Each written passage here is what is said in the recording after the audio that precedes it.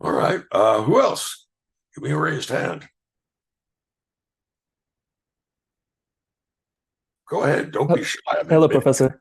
First of Hi. all, thank you for this wonderful opportunity. I had a question about the Homeric stories. Now, are the lessons in those more so straightforward, or do they require more pondering? For example, when Odysseus is talking to a dead Achilles, and Achilles says that something to the effect of that he would prefer to be working under a slave master than be with his dead lots. Now, is this lesson as simple as no matter what the circumstances, it's always better to be alive than dead, or something beyond that? All right. He goes to talk to Achilles because Achilles is not going to be able to give you any kind of intelligent prognostication about the afterlife. Will it be worth it? Because Homer's going to write a whole poem about me, or is it so awful down here that I should have just stayed home and gotten over that childish search for kudos, search for honor and glory, Time. And my view of it is that he's reformed. He's seen what being dead is like, and he says, life is more precious than you might actually believe. And so the idea is that first, what this is a criticism of that 1.0 version of what a hero is. Okay. Yeah, let's go slay a bunch of stuff. Or, think of Norse invaders. If they die with sword in hand, they get to go and go on drunks at Valhalla and fight all the time. Well, okay, it turns out that you don't. Instead, you're in the shades here, and life is better than any such stuff.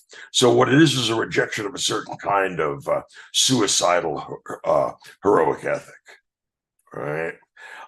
So that's what he learns. He learns empathy for Priam, and then he doesn't learn until after he's dead that he chose the wrong way. And then Odysseus, he's going to learn that war is not good for him. It was harmful to him. He was unfit to come home.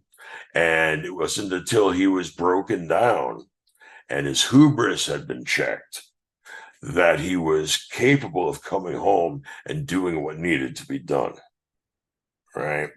And the big conclusion is it is unholy to vaunt over the bodies of the dead. That's in book 22, where he talks after the killing of the suitors. And what that means is let's not write any more poems about people getting impaled. And the reason why is that this impaling each other stuff really isn't all it's cracked up to be.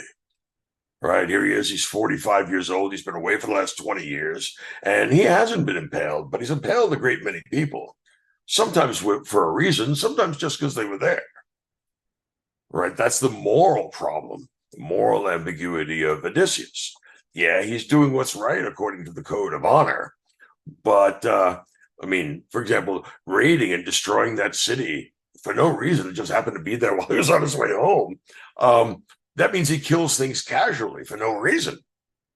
That's got to be taken away from him. Right? That's the best I think I can do with that. Somebody else? Thank Yeah, you. so